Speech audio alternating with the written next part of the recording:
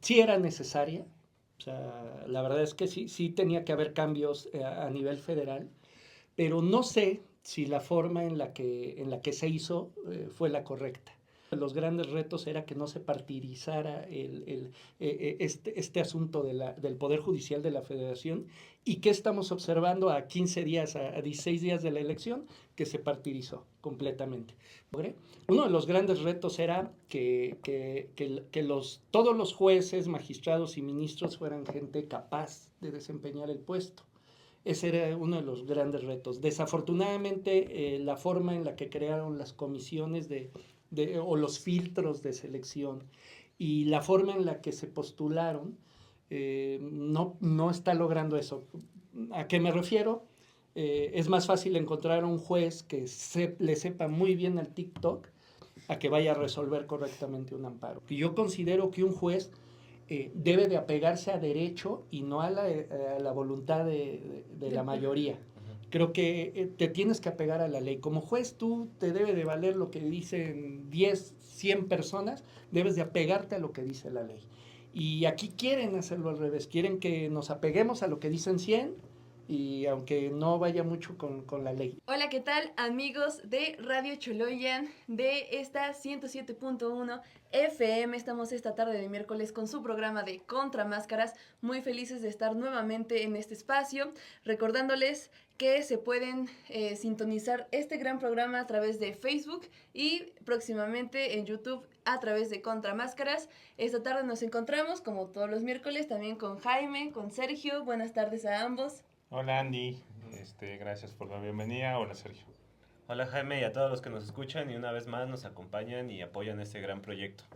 Genial, les vamos a recordar los números en cabina para que ustedes puedan tener contacto directo con esta radio. Es la 22 24 20 31 90 para llamadas y WhatsApp 22 28 43 27 27. Agradecemos muchísimo a quienes nos están escuchando en casita o regresando del trabajo, camino a su segundo trabajo. Esperamos que tengan una buena tarde y que este programa pues sea de su interés. Vamos a comenzar. Ustedes saben que aquí en Contramáscaras, pues nosotros estamos desentrañando el rostro del poder. Y en ese sentido, el invitado que hoy tenemos nos va a hablar sobre un tema que está generando mucho revuelo en este momento, que son las elecciones de magistrados y todo el tema de la reforma judicial. Para mí es un honor presentarles a Jorge Alberto Ortiz Piscini, un abogado con conciencia social y apoderado legal de la asociación Manu Vive AC, que busca hacer ciudades más humanas. Buenas tardes, Jorge. Buenas tardes, Andrea. Buenas tardes, Sergio. Buenas tardes, Jaime. Gracias por la invitación y el espacio aquí en Contramáscaras. Al contrario, gracias a ti por estar acá, por venir a este espacio. Y antes de adentrarnos en el tema, pues preguntarte qué sientes, qué sabías de Contramáscaras y qué sientes estar en esta cabina. No, pues es un honor y vaya un placer estar aquí. Han hecho en muy poco tiempo han hecho un boom en medios digitales. Bueno, en general en todos los medios. Ya todo el mundo conoce a Contramáscaras, los políticos, todo. Y la verdad es que, bueno, me encanta porque aquí son objetivos, porque aquí realmente analizan las cosas sin ningún partidismo, sin ningún... vaya, sin estar cargados hacia ningún lado, sino lo que es la verdad. Y eso siempre buscan y eso siempre va a ser un honor estar en un lugar así. Aunque hay que decirlo que esto lo logramos de la mano de gente que conoce las áreas, porque nosotros no somos todólogos. Y por eso también la invitación y gracias por estar acá. Gracias. Pues Andy, Sergio. Pues señor Jorge, muchas gracias por estar aquí. La verdad es que es una gran oportunidad para que nuestro público y nosotros estemos más al tanto y muy pendientes ya de esta elección judicial que se viene ya muy cerca. Yo no creí que fuese tan rápido, pero al parecer ya es el 1 de junio. Sí. Y la verdad es que es un momento histórico, irrepetible para México y su democracia, o por lo menos la que está intentando construir. Para empezar, ¿tú qué nos puedes hablar de la reforma judicial? Bueno, pues la reforma judicial en México sí era necesaria. O sea, la verdad es que sí tenía que haber cambios a nivel federal, pero no sé si la forma en la que se hizo fue la correcta. Creo que todavía no estamos preparados para elegir a nuestras autoridades, a nuestros jueces, todavía no es momento, falta información. Creo que el mecanismo y uno de los grandes retos era que no se partidizara este asunto del Poder Judicial de la Federación. ¿Y qué estamos observando a 15 días, a 16 días de la elección? Que se partidizó completamente. Desde ministros, son 6 niveles que se van a elegir, eso hace una elección compleja. Son ministros, magistrados de circuito, jueces de distrito. La verdad es que sí luce complicado, a pesar de que el INE ha hecho grandes esfuerzos por informar, su página es muy completa, pero la verdad es que los medios de comunicación, inclusive medios digitales, redes sociales, pues no hubo mucha difusión, nadie conoce, las personas no estamos preparadas para elegir a un juez porque no lo conocemos, no sabemos su trayectoria, es muy difícil saberlo. Además, hay demasiadas opciones, eso lo hace todavía más complicado. Si de por sí en años anteriores, en elecciones anteriores, elegir un presidente, elegir a un gobernador, elegir a un presidente municipal, a diputados y senadores, se nos ha dificultado, la historia nos indica que se nos ha dificultado mucho elegir y ha habido etapas de abstencionismo, etapas en donde se eligió porque el presidente se veía guapo. ¿No? Lamentablemente es triste, pero fue real. Imagínense ahorita, pues, cuando se desconoce completamente el tema, ¿no? Creo que sí está bien la reforma judicial, pero se debió de haber planteado y hecho de alguna otra forma. Bueno, antes que nada, saludos a Enrique Peña Nieto, seguramente no. Pero bueno, a ver, cosas básicas. Son 6 boletos con los que se va a encontrar el ciudadano o la ciudad cuando llegue a esta elección. Sí.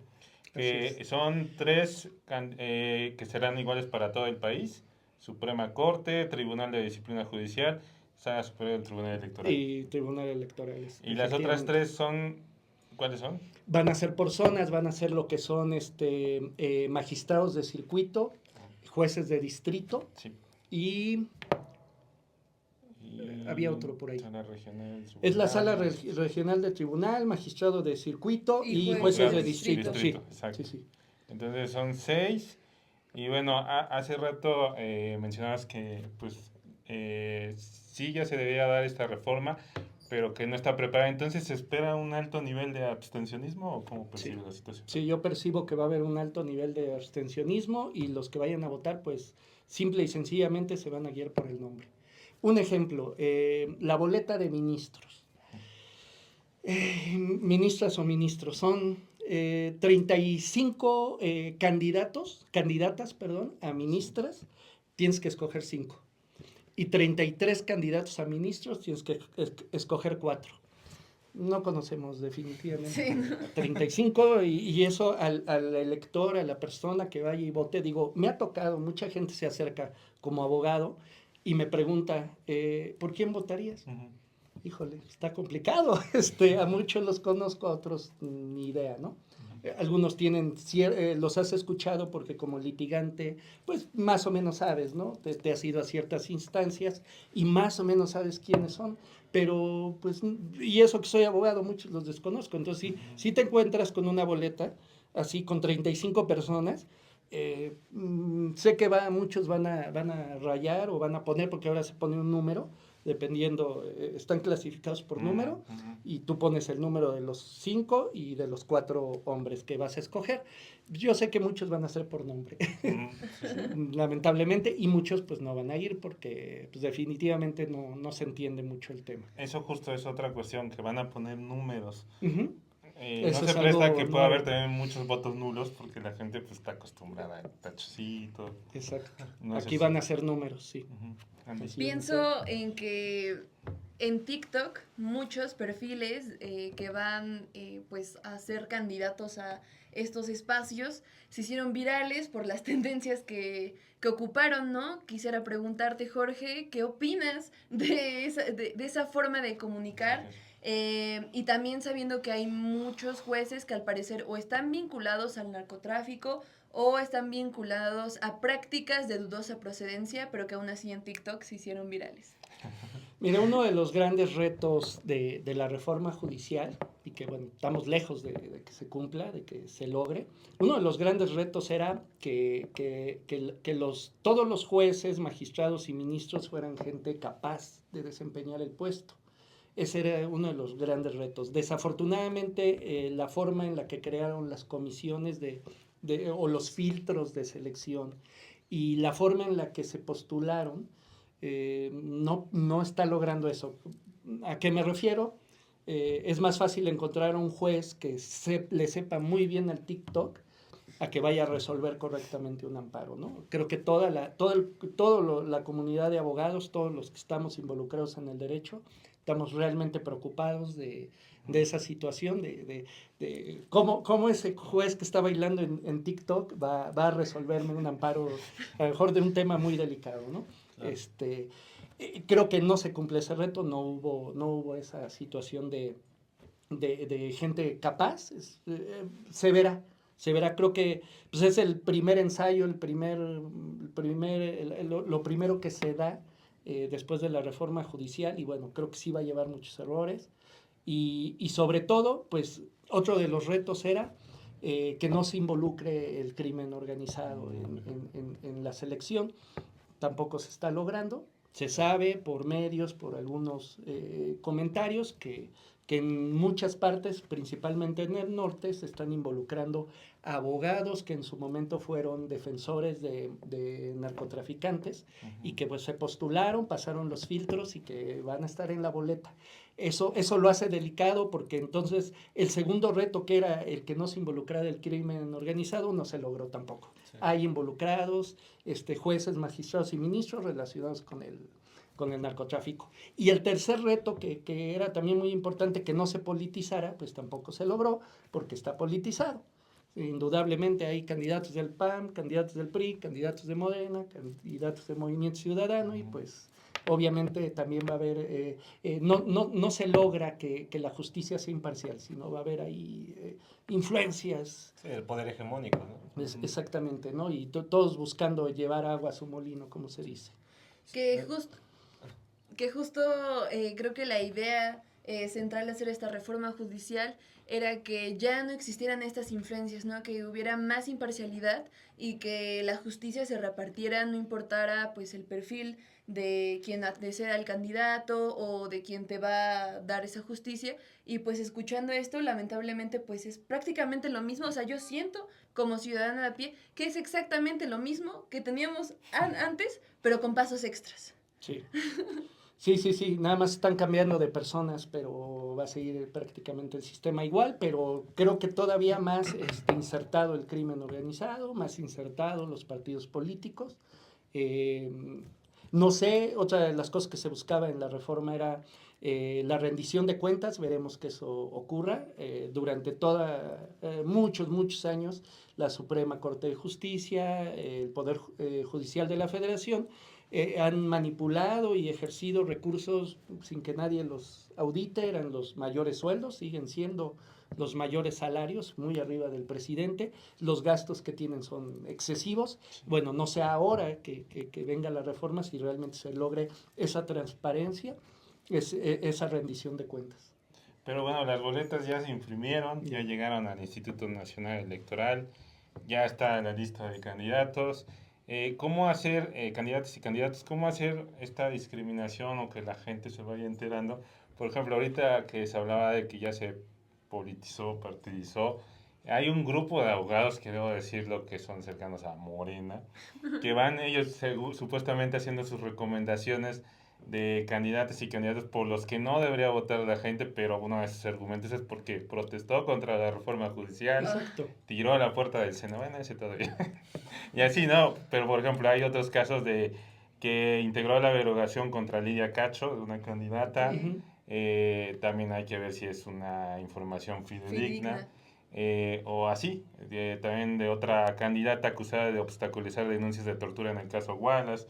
Pero ¿cuál sería la sugerencia para ir para que la gente vaya como seleccionando, informándose, discriminando. Tips para convencerse. Híjole, ¿no? Complicado. Digo, si Contra Máscaras pudiera elaborar algo de aquí al 1 de junio, que sería muy interesante, una pequeña guía yo digo, yo también los apoyaría, una pequeña guía pues, jueces señalados, de ministros, de magistrados, a manera de que la gente un poco diga, bueno, no voy a votar al menos por estos 3 y pues ya decido en las otras 6, 7 opciones que me quedan, solamente así porque pues de otra forma, Sí. digo, desafortunadamente, en vez de que estemos pensando en un gran magistrado, en un gran juez, estamos pensando en ese tipo de detalles. O sea, ¿y qué pasa? Como litigantes, ¿qué estamos sufriendo los abogados? A la hora que nos resuelven un amparo, lo resuelven mal. A la hora de una sentencia, está mal. Está mal. Criterios no apegados a la ley, criterios apegados muchas veces al sentir del juez o al sentir del magistrado, o en cuyo caso respondiendo a intereses económicos, que bueno, pues eso todos los que nos dedicamos a la abogacía lo sabemos de muchos años, y algo que buscaba la reforma era precisamente ya erradicar eso. Estamos lejos, pero era algo que pasaba, ¿no? De repente se otorgaba un amparo. ¿Por qué se otorgó? No, pues está completamente, no está pegado a derecho. Sí, pero pues alguien ya compartió algo y entonces se resuelve. Bueno, ahora nos va a faltar la capacidad para que lo resuelvan y seguramente habrá muchos errores en ese sentido. Entonces, bueno, ¿qué podemos hacer ahorita para la elección? Eso, informarnos un poco más, acercarle a la gente que está muy con dudas, acercarle esa información de, mira, pues esta jueza tuvo eso, a lo mejor yo en el estricto sentido jurídico, sí podría decirles, híjole, pues las últimas sentencias de hace 2 años para acá de tal jueza, pues vinieron así, tal vez no convenga, ¿no? Siempre estuvo apegado a quien tuviera dinero, a quien, cosas así. Y a lo mejor ustedes como medio informativo, pues sí decir, tiene un historial medio negro esta jueza o este juez. Eso nos quedaría por hacer ya a los 15 días que tenemos. Pues sí, es un labor titánico porque este tema de los intereses económicos pues es en todas partes, ¿no? La enfermedad es el cáncer del sistema que hace que todo se estropee y ahorita haciendo énfasis en que no importa el partido, ahorita está funcionando exactamente igual. Y regresando un poco a esto de los filtros, ¿no? Y esto de que a veces o bueno, en este caso al parecer va a haber jueces o magistrados que lleguen por el voto y no tengan un buen desempeño, ¿no? En ese sentido, señor Jorge, ¿usted qué opina de esta tómbola que se hizo en el Congreso de la Unión en México? No, pues pésimo. Sacaron una tómbola Pésimo. con ya el historial de que Morena en su momento, que esto ya lo hablamos de hecho una vez en la radio, de tómbolas como fake. O sea, Morena hizo en su momento una selección supuestamente con tómbolas y salieron incluso personas que no se habían registrado, ¿no? O sea, pareciera que estos intereses económicos hacen que haya como que elecciones mediocres o como que democracia como que muy básica y sencilla, porque justo una de las críticas de los que sí están interesados en postularse a todo esto, que realmente tienen buenas intenciones, dicen, no, yo no lo voy a intentar, porque justo los partidos están apoyando ya a unos. Y no importa que quizás yo sepa mucho, va a ganar el que tiene mucho apoyo por parte Claro. del partido, ¿no? Que claramente tiene intereses económicos. ¿Tú qué opinas de esta manera de hacer las elecciones por medio de una tómbola? La tómbola fue un gran error y creo que no se debe de repetir. Creo que nos deja de enseñanza que no se debe de repetir. Sí, incluso haciendo, perdón Jorge, alusión de lo que mencionamos de perfiles relacionados con el narcotráfico, el mismo Fernández Noroña lo reconoce. Reconoce que debieron haber mejores filtros, porque al parecer, sí, o sea, se les fue una avalancha enorme. Todos dijeron, sí, inclusión, la supuesta inclusión. Incluso la reforma judicial pasó por un voto que fue el de Miguel Ángel Yunes, ¿no? Ahí hablamos de intereses económicos desde el inicio de todo esto. Claro. ¿Tú qué opinas de todo este panorama? No se debe de repetir, de verdad sí hay un interés desde Presidencia de la República de que la reforma en unos años funcione. Creo que debe de haber cambios en el legislativo, cambios en cómo se hace, cómo se hace la elección. Quisieron democratizar la reforma judicial, el sistema judicial, lo quisieron democratizar, debe de haber otro mecanismo. Definitivamente nos va a mostrar el 1 de junio que no fue correcto. Se supone, desaparece lo que es el Consejo de la Judicatura Federal. Se crean dos órganos, uno electoral y otro que es el Tribunal de Disciplinario se llama. Ese tribunal se va a encargar y también vamos a elegir a las personas que lo van a presidir ahorita en estas elecciones, son 5. Ellos se van a encargar de revisar el desempeño, el actuar, la moral, toda la ética de todos los juzgadores. No sé si realmente lo logren. No sé si sea un tribunal que se dedique a ver, tú no me estás conviniendo, espérate, vas para allá. O, tú estás haciendo las cosas bien, te damos una palmada y premio. No sé si así sea o realmente a un juez que no se desempeñe correctamente, realmente veamos que haya un castigo y que sea relevado de sus funciones. Definitivamente el panorama está bastante desolador, pensando en que realmente en México la cultura de la democracia no existe porque ya las personas no confiamos en la democracia partidista que nos ha representado durante décadas en nuestro país. Y para algunas personas el tema de la reforma judicial se veía esperanzador, ¿no? Como otras maneras de darnos poder. Me recuerda un poquito a cómo se maneja también el poder judicial en Italia. Como que quisieron medio apegarse a lo que sucede de ese otro lado del continente, pero ni siquiera lo terminaron de hacer bien, ¿no? Yo quiero mencionar un dato, ¿no? Bastante relevante de cuál es el costo de estas elecciones. Se estima que hasta ahora se han gastado 40.475 millones de pesos.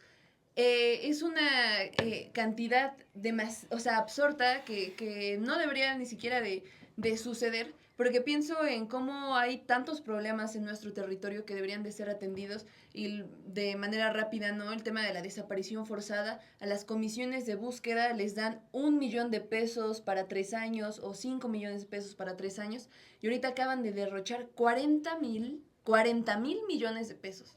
O sea, más de 40 mil millones de pesos. Quienes lo escuche trate de idearse, imagínense cómo se verían más de 40 mil millones de pesos en sus casas. Es imposible que una persona a pie tenga acceso a esa cantidad de dinero. Y te pregunto, Jorge, ¿crees que valió la pena gastar tanto dinero para lo que nos están entregando? Definitivamente no. Es un no rotundo, es un tiradero de dinero innecesario realmente. No. Sí se pudo haber hecho una reforma de manera diferente, sin haber gastado tanto y con mejores resultados. Me queda muy claro. ¿Y ahora con qué legitimidad llega? Pues porque ya va a suceder lo que va a suceder, pero sí va a tener legitimidad, ¿o cómo es? No creo. Estás en un lugar seguro. Puedes decir No, lo que gustes. no creo que ¿O crees que la gente sigue enamorada de Morena como para aún todavía sostener el este efecto sexenio? Morena indudablemente va a influir en esta elección y muchos de los jueces, magistrados y ministros van a ser elegidos por la cercanía al partido, nada más. No por otra cosa, creo que eso es lo que va a ocurrir. Justo en ese punto hay una versión periodística de que puede haber elección de Estado. Ya se habla de que el coordinador del gabinete, José Luis García Parra, y un familiar de la actual fiscal estaban ahí ya organizando para favorecer a las personas afines a ellos. ¿Se prevé una elección de Estado o cuál es tu punto de vista? Sí, definitivamente sí. O sea, no lo dudo y bueno, pues creo que todos lo sabemos. Al menos en el gremio de abogados ya sabemos quién está moviendo por aquí, quién está manipulando las cosas, pues indudablemente va a ocurrir también. Es lo que hablaba yo, lo que decía, perdón, Sí, dale. Andrea. Es lo que hablaba yo hace rato, se politizó completamente y Sí. parece que estamos en una elección como de presidentes municipales, de cargos públicos populares, cuando en realidad deberíamos estar eligiendo a quién es el mejor juez, quién tiene el mejor criterio, quién se apega más al derecho, quién tiene la mejor objetividad. Deberíamos estar preocupados por eso, no preocupados como en las elecciones presidenciales, ¿no? Sí, ¿no? Viendo quién. Claro, en ese sentido, Jorge, de las candidaturas que hay, mencionabas que al parecer hay candidatos que van a ganar de forma directa. ¿Nos puedes comentar más respecto a eso? En varios estados de la República ocurrió que no sé, cargo de juez, ¿no? O magistrado, nada más había una opción. O sea, nada más se registró una persona para ese distrito. Ocurrió en Querétaro, Guanajuato, no recuerdo otro estado, ocurre eso.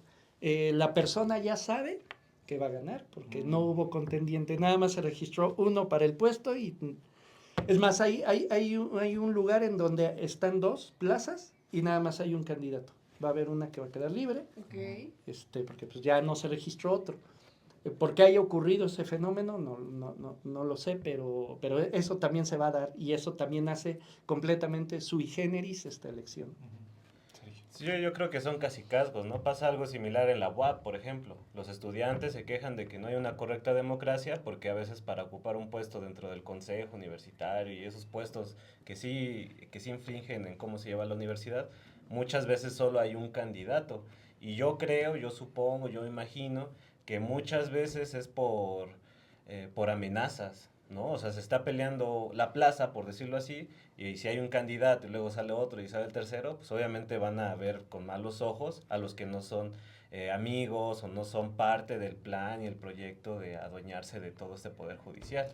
Es que ese es otro problema al que se enfrentan en muchas regiones. Obviamente a los jueces de distrito les toca resolver amparos. Y esos amparos obviamente muchas veces tienen que ver contra órdenes de aprehensión, contra sentencias, bueno, dependiendo, ¿no? Pero en ellos cae y muchas veces el crimen organizado pues sí está muy al pendiente de quién es el juez que quedó, ¿no? Sí. Tú me tienes que resolver favorable mi amparo, me lo tienes que conceder o quién sabe qué pasa. Entonces yo creo que en esos lugares sí la gente debe decir, mejor ni me meto, ¿no? Sí. Mejor ni le entro ahí porque estoy... Está caliente. Está muy caliente. Entonces yo creo que va, como dices, va por ahí también el asunto. Sí. Va a haber zonas así y prefirieron ya no involucrarse. Sí. ¿Se espera que estas elecciones del 1 de junio sean violentas? O sea, así como pasa en anteriores elecciones que roban boletas o que incendian casillas y ese tipo de dinámicas. ¿Crees que esto suceda de nueva No. cuenta? No creo. No creo que en esta elección se dé algo así. Tal vez en zonas donde normalmente se elija lo que se elija, siempre va a haber un relajo, siempre va a haber un desorden, siempre va a haber violencia. Digo, siempre hay una zona donde se elija lo que se elija, va a haber violencia. Pero creo que en general, bueno, en la ciudad de Puebla, en municipios al interior, solamente los que sabemos que ya están calientes, pero creo que la ciudad de Puebla no tendrá mayor problema. De hecho, lo que sí creo que va a haber es mucho abstencionismo, creo que sí va a haber gente que llene boletas, digo, ya se la saben muchos, creo que sí va a haber gente acarreada que va a llegar y pues ya sabe por quién anotar sus numeritos en las boletas, eso creo que sí va a haber, pero violencia lo descarto. ¿Y el abstencionismo favorece la elección de Estado? Claro, sí. Entre menos vayan, más fácil Mejor. el Estado elige qué es lo que conviene. Entonces hay que votar masivo. Sí, bueno, yo particularmente, compartirles a quienes nos escuchan, yo no voy a votar, pero porque en general nunca he votado en mi vida, porque no creo en esa dinámica. Pero Creo llama a votar. Pero ¿no? creo que sí hay, esperen, creo que sí hay muchas formas de involucrarnos activamente en la política de nuestro país sin necesidad de votar, ¿no? Ya sea crear buenos perfiles de abogados, que litiguen chido, que no se dejen vender, ¿no? Que tú, quien me escuchas, que quieres luchar por la justicia en México, que realmente lo hagas y no porque ya te están dando un tantito huesito, ya te vas para el otro lado, ¿no? Que eso pasa mucho, ¿no? Y antes de anudar a eso, yo quisiera preguntar también, Jorge, sabemos que la utopía es algo que se camina, ¿no? No vamos a llegar como tal, más bien es un sueño. En esa utopía, ¿cuál crees que hubiera sido una buena reforma judicial? Que se hubiera evitado el voto para elegir a magistrados, o sea, que sí hubiera habido cambios, pero no solo de personas, sino en la ley orgánica, en algunas leyes. Yo considero que debió de haber habido algunos cambios, sí cambio de personas, pero que la elección no hubiera sido por una elección popular, sino hubiera sido una elección sí de sector, ¿no? A lo mejor del gremio de abogados, a lo mejor una elección, si querían hacerlo democratizado, sí una elección, pero de un círculo que tuviera conocimiento, que analizara, estudiara correctamente cada perfil y en base al resultado se eligiera. Esa creo que hubiera sido, y sería lo que debemos de llegar algún día. No creo que nos quedemos así todo el tiempo, porque nos va a llevar a muchos problemas esto. Si me permiten, hay algunos comentarios. Bueno, Sí. Alejandra Montes de Oca felicita a ambos. Ana Sol dice, las personas no tienen idea por quién votar, ni siquiera las abogadas y abogados a quienes les he preguntado. Son 64 candidatos para el cargo de ministra o ministro. Difícil es que la población busque uno a uno su perfil y trayectoria. Sí, no, es dificilísimo. O sea, si no lo hacemos cuando nos dicen tienes 3 candidatos a la presidencia y aún así no entrábamos a investigar, ni veíamos, ni leíamos, menos lo vamos a hacer con 64. Tienen completamente la razón y lo comentábamos hace rato, ¿no? Pues eso te lleva... Y la página del INE te muestra, tú le pichas en la boleta virtual que tienen ellos en su página y te sale currículum, los cargos que he ocupado, te sale toda la información. Pero si dejo de ver a lo mejor videos de TikTok y me pongo a hacer eso, pues la gente, o sea, no lo van a hacer, las personas no lo hacen, no lo hacemos, digo, a veces es más divertido un TikTok que ponernos a analizar persona por persona. Y que no habría que criminalizar esa acción porque, vamos, la mayoría de quienes existimos en México, pues somos proletariados, somos gente que trabaja todo el día. Imagínate que en el poco tiempo que tienes libre, te van a tener que poner a elegir a 64 candidatos y ponte a leer el currículum de los 64 cuando ni siquiera la mayoría lee cosas por gusto. Que el hábito de la lectura nace de ahí, que realmente leas algo que te atrae, que te llene, que te inspire. Y si eso ni siquiera ocurre, ahora quieren que en ese tiempo libre busquemos información que deberían de llegarnos de manera pues fácil, ¿no? Sencilla. Sí. Sí, la pregunta que hizo Andy ahorita de cómo hubieras empezado es muy interesante porque justo es el debate ahorita que está sorprendido de qué se hubiera hecho, cómo lo hubiéramos hecho. Y yo he visto dentro de esos debates que dentro de esta gran reforma que se tuvo que rascar y rogar a Miguel Ángel Yunes y todo lo que se tuvo que hacer, muchas personas dicen, ay, hubieran empezado por los primeros momentos que se encuentra una persona cuando va a denunciar. Que muchas veces es por eso, que las denuncias no avanzan, porque de entrada, primero lo recibieron mal, los testimonios, los análisis clínicos, todo eso, hay pésimo servicio, o sea, hay mucho debate respecto a eso y se dice que si hubiera habido una reforma, pues de alguna manera u otra hubieran perfeccionado eso, hubieran metido más recursos para que ya no hubiera carpetas mal integradas y cuando las retomen, todo mal. Es que en la reforma se debió de haber incluido a lo que es el Poder Judicial del Estado, o sea, lo que fiscalías. lo que son juzgados, Juzgados. y se debió de haber incluido a las fiscalías también. Creo que, digo, en Estados Unidos sí lo hacen, en Estados Unidos eligen, en muchos estados, eligen a sus fiscales, no eligen a jueces. Y yo considero que un juez debe de apegarse a derecho y no a la voluntad de la mayoría. Creo que te tienes que apegar a la ley. Como juez tú te debe de valer lo que dicen 10, 100 personas, debes de apegarte a lo que dice la ley. Y aquí quieren hacerlo al revés, quieren que nos apeguemos a lo que dicen 100 y aunque no vaya mucho con la ley, estamos mal por ahí. Y de ahí empieza pues que se debió de haber incluido a Fiscalía. Indudablemente la Fiscalía, si querían elegir a alguien, debían de haber elegido primero al fiscal. Sí. Desde ahí traemos todos los problemas de toda la vida, de siempre. Aquí tuvimos a un fiscal, Higuera, Higuera Bernal, el anterior. que inclusive se postuló para, Sí, para juez, para magistrado. Uno de los filtros, una de las comisiones lo desechó. Tiene desafortunadamente presuntas relaciones con grupos delictivos. No hubiera sido correcto, pero lo tuvimos muchos años aquí, desde que lo trajo Víctor Carranca en la época de Rafael Moreno Valle, desde ahí se trajo a Higuera desde Sinaloa. Y bueno, no hizo un buen trabajo, la fiscalía creo que estuvo en el peor de los hoyos, de los momentos. Y la falta también la falta de impartición de justicia tiene que ver con una muy mala integración de la carpeta de investigación.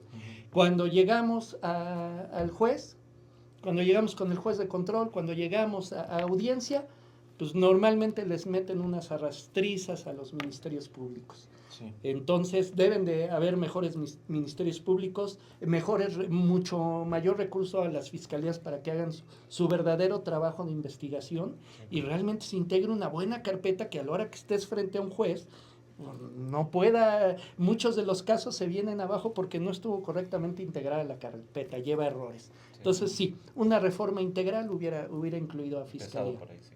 Fiscal. Bueno, Higuera Bernal, que ya fue rescatado por Sergio Salomón. Ya fue rescatado, sí. Instituto Nacional de Migración, ya le doy un puestecito, pero bueno. Para que esté tranquilo. Y finalmente, bueno, para ir cerrando esta entrevista y pasar a noticias, Sí, sí. ¿qué pasa con la gente de pocos recursos? Porque siempre se ha hablado y se ha criticado antes de la reforma judicial de que la justicia solo existe para la gente que tiene dinero. Sí. ¿Qué va a pasar? Va a seguir igual la situación para Va a seguir igual. las clases Va a vulnerables. seguir igual, sí. Desafortunadamente sí. Va a seguir igual. Andy, Sergio. Bueno, justo yo mencionaba que yo no voy a votar, que yo no voto, Sí, yo no creo en el otro, pero mi mensaje es que hoy más que nunca como sociedad necesitamos involucrarnos en estos temas, no en el hecho de participar, sino informarnos, ser críticos y poder accionar desde ahí. Es decir, ¿de qué nos sirve una reforma judicial si en tu colonia siguen asaltando? Si en tu colonia está súper llena de baches, si en tu colonia desaparecen gente, de nada sirve la reforma judicial. O sea, yo pienso en cómo la reforma judicial no está cambiando la realidad de los cientos de mexicanos que están en inadición alimentaria, con precarización y en un montón de pues momentos que se pueden tildar como de lesa humanidad. Y que esta reforma sí la vendió Morena como así un cambio de paradigma donde a todos nos iba a beneficiar.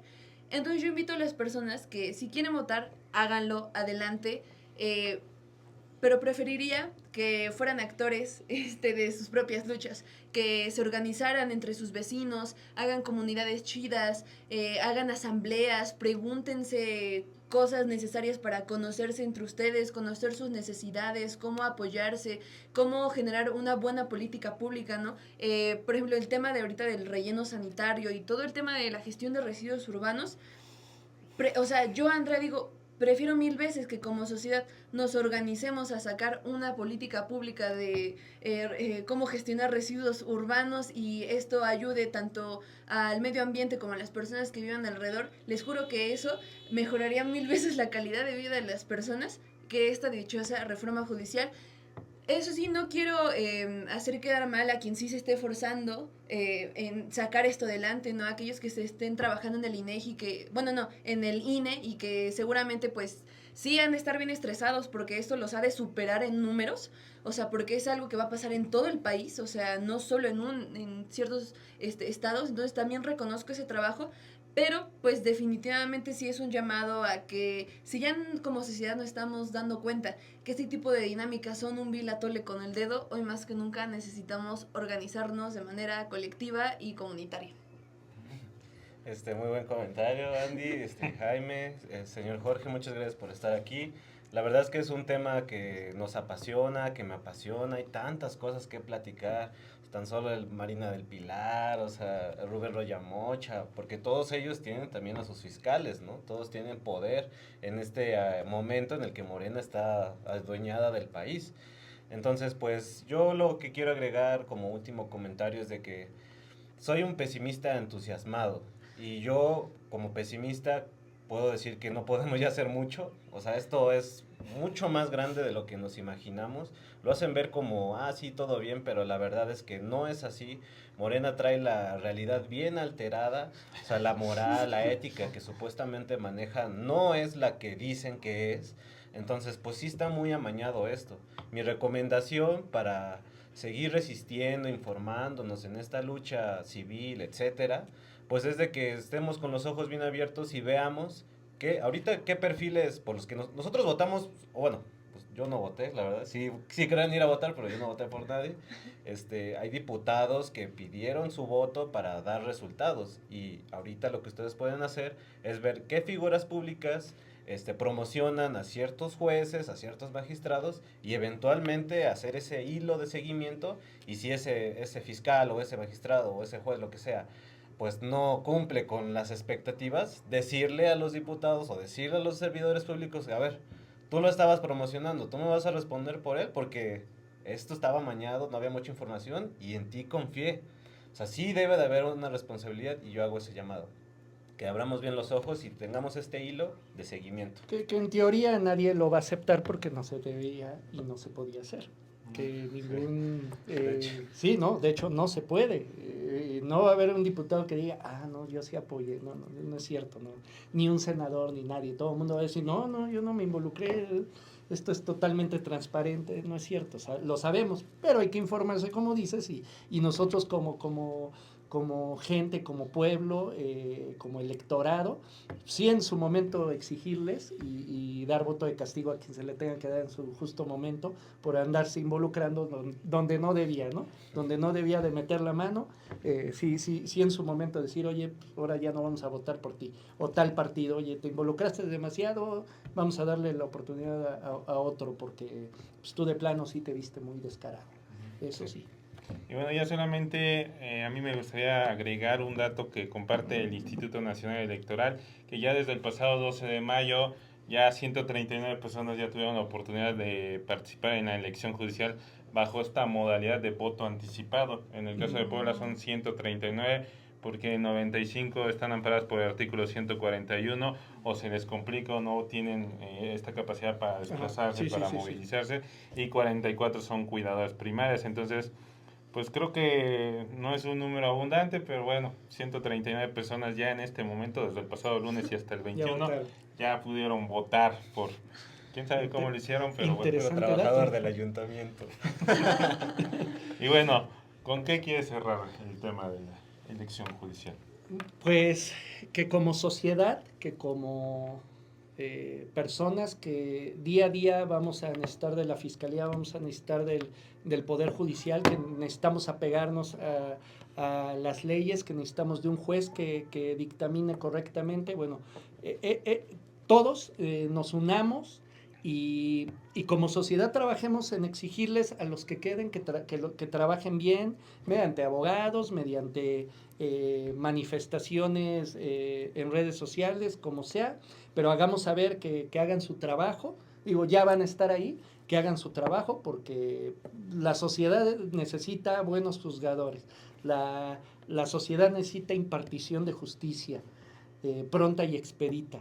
Entonces, unámonos, los que vayan a votar, sigan sus corazonadas, si es que no accedieron a información, no pudieron ver más sobre los candidatos, voten, y los que no, bueno, exijan desde su trinchera, trabajen para que exista más justicia.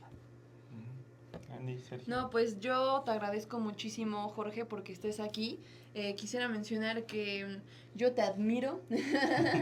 Me da gusto que existan abogados con conciencia social que se involucren en diversos temas, porque él pues no solo sabe respecto a la reforma judicial, como antes mencionábamos, él es el apoderado legal de una asociación que pues se dedica a temas de movilidad y seguridad vial. Ya en una siguiente ocasión también me gustaría que regresaras para entrevistarte un poco y nos hablaras de ese tema, de lo que es ser un abogado de una asociación civil y de temas tan delicados como pues muertes por siniestros viales, La ley de movilidad.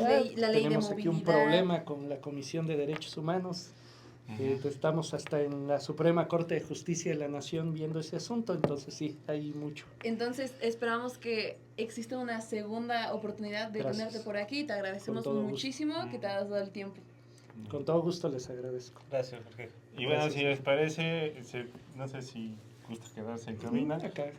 Ahora nos vamos de corrido para hablar de noticias y bueno, ¿qué quiero empezar? Dices. Pues Yo vengo con todo, ¿eh? yo quiero iniciar hablando pues de temas de movilidad y seguridad vial en nuestro estado. Actualmente el ayuntamiento acaba de anunciar que van a poner ciclovías en ciertas avenidas estratégicas como Papagayo, 24 Sur, Vicente Suárez, y a raíz de eso ha comenzado pues toda una disputa, tanto en medios digitales como pues de manera presencial, sobre qué va a ocurrir con esas avenidas y estas ciclovías, ¿no? Al menos en los medios digitales que he visto, como El Sol de Puebla y demás instancias, la gente argumenta que el poner ciclovías en las calles va a ser contraproducente y que de hecho va a haber más tráfico, que la gente va a tardar más en llegar y que hasta va a ser más inseguro para los usuarios de bicicleta o scooters.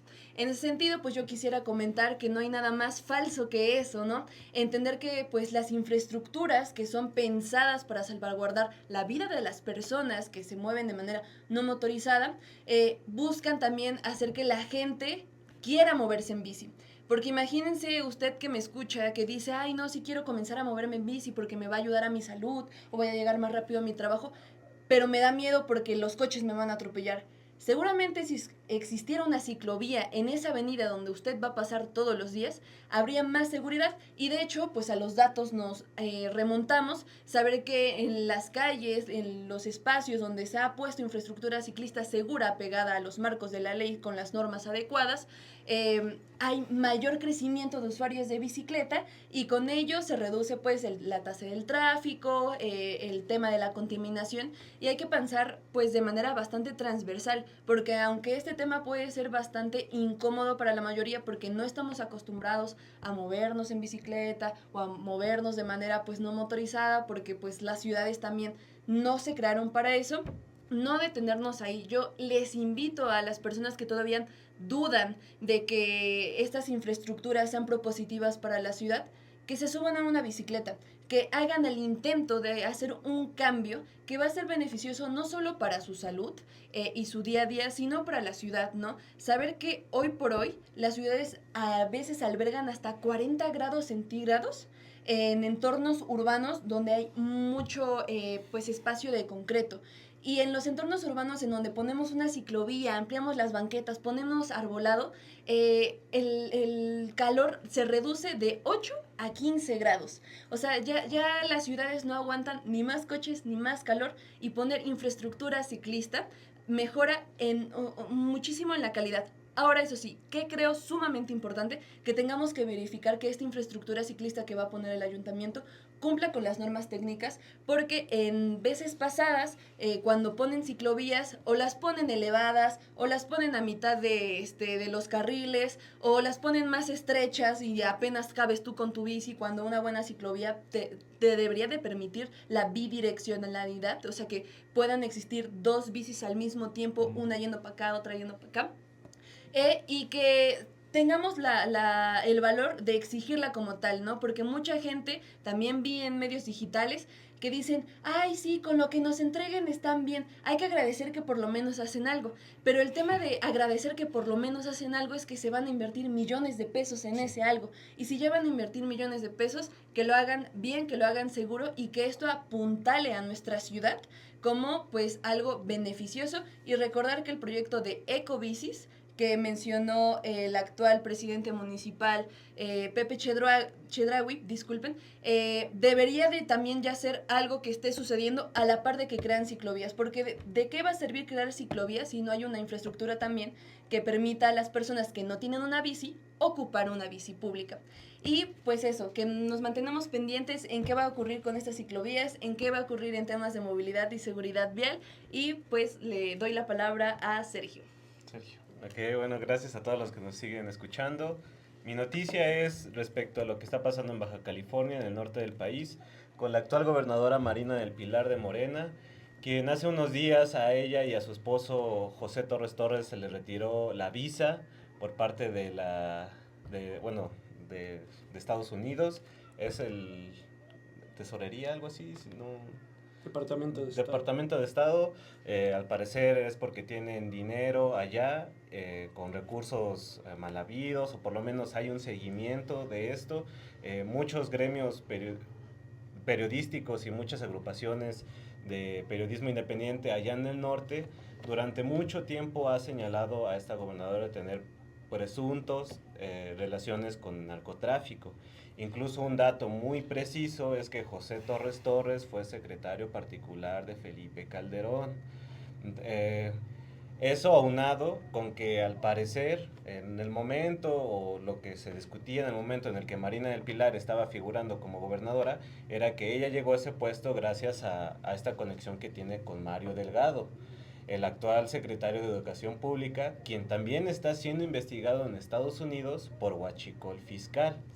Entonces la noticia que yo quiero traerles aquí es de que este tema de la reforma judicial que abordamos está íntimamente ligado también con la presión que está poniendo Estados Unidos en México, porque no solo es Marina del Pilar, es también Rubén Roya Mocha, es presuntamente también el de Oaxaca, todo lo que está pasando en Tabasco, el señalamiento que se le hace a Dan Augusto, a Pedro Aces.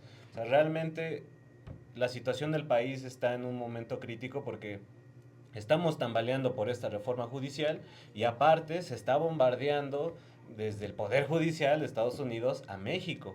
Y no como de que hay, porque se habla de que están tratando de golpear a la presidenta como tal. O incluso la misma gobernadora dice, sí, yo no tengo nada que temer, seguramente es algo que se va a aclarar.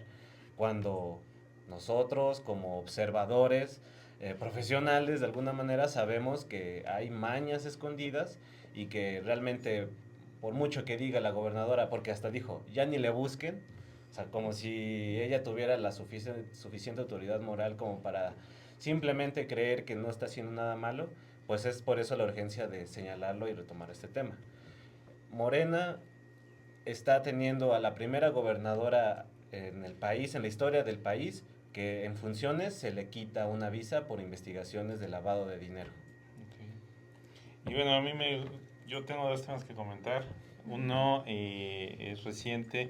Ayer se dio a conocer que un tribunal de apelación ordenó prisión preventiva para 6 de los 11 funcionarios acusados de detener ilegalmente y agredir a los periodistas de Izúcar de Matamoros, Michelle y Natalia Hoyos López. Y bueno, por lo mismo, porque es una medida cautelar, se esperaba que ya estuvieran detenidos.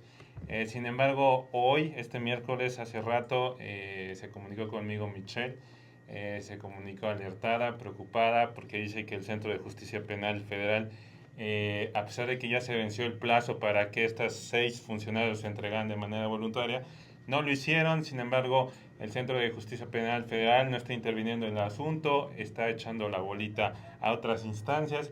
Entonces ella me manifestó su preocupación porque dice que 5 de los 6 servidores, uno era el juez de municipal, pero ahorita ya no está en funciones, los otros 5 son policías que siguen en activo con el actual ayuntamiento.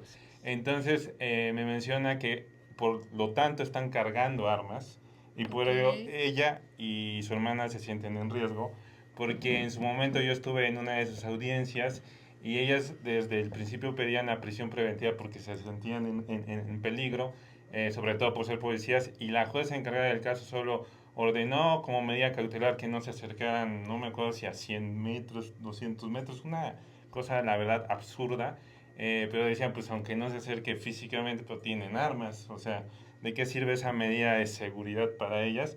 Y pues ahora que ya un tribunal de apelación ordenó esta medida de prisión preventiva, pues no se ha cumplido, los imputados no se presentaron voluntariamente a entregarse, entonces, y lo peor es eso, que siguen activos con el ayuntamiento, que ahora siguió a Irene Olea Torres, esta alcaldesa, que ellas acusaron de ser la autora intelectual, de detenerlas ilegalmente hace 2 años, 2 meses, el 10 de marzo de 2023.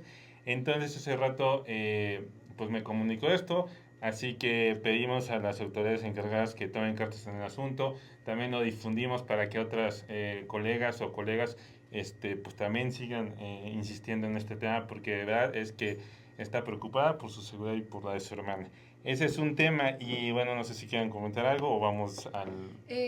Pues también a mí me gustaría comentar, antes de que finalicemos el programa, que el día de ayer hubo una gran manifestación frente a las oficinas del SAT del lado norte por parte de campesinos y agricultores, que pues exigen que se les retribuya 225 millones de pesos que corresponden a cosas fiscales de 2024 en temas como, bueno, en meses de enero a octubre.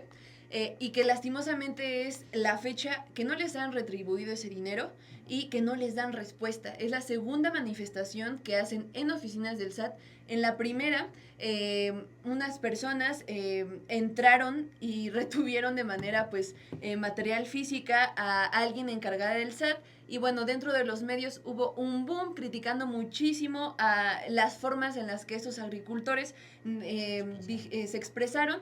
Y pues yo creo que lastimosamente cuando se trata de estos temas no hay formas buenas o malas, ¿no? Esta vez ellos que hicieron, llegaron con sus tractores, cerraron las avenidas y le recordaron a la gente que sin ellos no hay comida.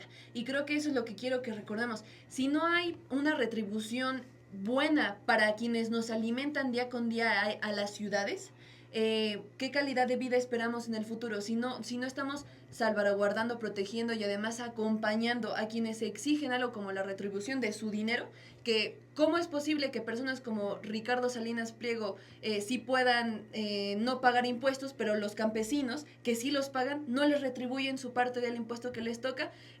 Lastimosamente el gobierno del estado no se ha posicionado al respecto, no ha dado ninguna clase de comunicado y pues sí se me hace muy lastimoso porque deberíamos todos como sociedad unirnos para apoyar a estos campesinos. Y bueno, hablando del gobierno del estado, Andy, y si les parece con esto cerramos, pues este primer encuentro que tuvieron agrupaciones de familias buscadoras con el gobernador Alejandro Armenta Mier, a 5 meses de que ya está en el poder Alejandro Armenta, pues ya tuvo su primera reunión directa, porque siempre los mandaba con el secretario de Gobernación, el subsecretario de Prevención de Delitos y Derechos Humanos, Francisco Ramos Montaños, que es muy cuestionable porque está en ese cargo, que era gente cercana a Ignacio Mier Velasco, pero bueno, el primo de Armenta.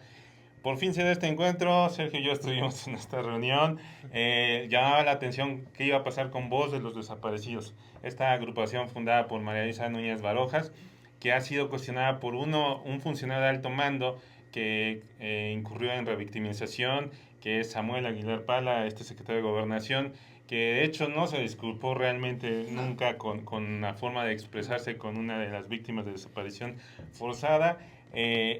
Armenta no ha hablado si tiene que disculparse este funcionario, tampoco mucho menos de removerlo, pero bueno, se da este encuentro.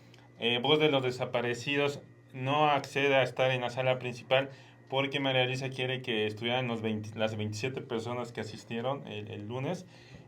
Dicen que no hay espacio solamente para una, entonces toman la decisión de quedarse en el lobby, en la antesala, pero al final Armenta sale para calmar las aguas, un minuto, 2 minutos, les recibe el pliego petitorio y les da cita para este viernes, así que hay que estar pendientes. Y también lo comento porque sé que Andy, tú has acompañado a Voz de los Desaparecidos. Sí, realmente mencionar que yo le tengo una profunda estima y admiración a cada una de las madres buscadoras, que las conozco poquito antes de que se fueran a un plantón para que pues aprobaran una ley de búsqueda de personas que bien ellas sabían que no iba a funcionar para sus casos, pero que sí iba a funcionar para futuros casos. Entonces estos temas que son tan sensibles, porque a nadie nos gustaría que alguien que amamos desapareciera y tuviéramos la incertidumbre de no saber qué pasó con él o ella. Entonces, en ese sentido, hacemos un llamado atento al gobierno a que le dé seguimiento. Esperamos que este viernes sí lo reciba y pues desde este programa en la 107.1 de Choloyan Radio Contra Máscaras les mandamos un fuerte abrazo a cada una de las madres buscadoras. Así es, pues con esto cerramos. Sergio, no sé si quieres comentar algo más. Pues de esto último de las madres buscadoras, la verdad es que nosotros señalemos, como ya lo hemos dicho antes, que seamos críticos, que de alguna manera ejerzamos nuestro periodismo, sí es porque notamos, sabemos que hay recursos, que hay cosas ya hechas, logradas por años y años de lucha, pero por cuotas políticas no se hace un buen trabajo. A mí me dio mucho gusto ver a las familias y madres buscadoras salir de esta reunión y salir contentas de que ya se les recibió y se les va a dar un seguimiento. O sea, tan solo se ocupó voluntad política y un poco de cordialidad para poder tener a personas que de verdad luchan todos los días para poder encontrar a sus familiares, para poder llevar la salud mental tranquila. O sea, realmente hay recurso. Aquí en Puebla hay funcionarios que ganan muchísimo dinero. No entendemos también a veces por qué hay tanta mediocridad. Entonces, solo decirle a la gente que sigamos, acompáñenos a estar dándole seguimiento a estos temas que son muy importantes, porque ya es momento de que empecemos a apretar el cinturón y digamos, tenemos que llegar a una utopía, tenemos que llegar a un ideal, y el ideal es de que en puestos importantes donde se requiera haya gente preparada, con corazón, con amor, con empatía y el entusiasmo de querer ver a estas madres, a estos familiares bien, tranquilos. Y ojo, para esos comunicadores oficialistas que quieren ensalzar la figura del Ejecutivo Estatal, Armenta tardó 5 meses y no hay nada que reconocer y agradecerle, es su obligación. Exacto. Atender directamente. Además, él lo prometió en campaña, también ya lo había prometido que se iba a reunir, no lo había hecho. Y la crítica iba porque en la feria se daba el tiempo para irse a divertir, irse a regalar tamales, ir a regalar, hacer sus faenas, o sea, se daba tiempo para muchas cosas, menos para recibir no solamente a voz de los desaparecidos, a las otras agrupaciones de búsqueda. Es el día que no nos ha recibido en temas de movilidad. Que ese es otro asunto pendiente. En otro programa se los mencionamos. Pero bueno, ahí está y estaremos pendientes el viernes cómo va a ser esta reunión o cómo se da con voz de los desaparecidos. Así que, pues gracias otra vez a nuestro invitado, gracias Andy, gracias Sergio. Y les recordamos las redes de nuestro programa Contra Máscaras, así nos encuentran en todos lados y recuerden sintonizarnos el siguiente miércoles a las 6 en esta radio. Muchísimas gracias a todos. Y sigan con la programación de Radio Choloyan, a continuación Sangre Nueva, y gracias a Pati desde los controles y cabina, y hasta el próximo miércoles. Gracias, Pati.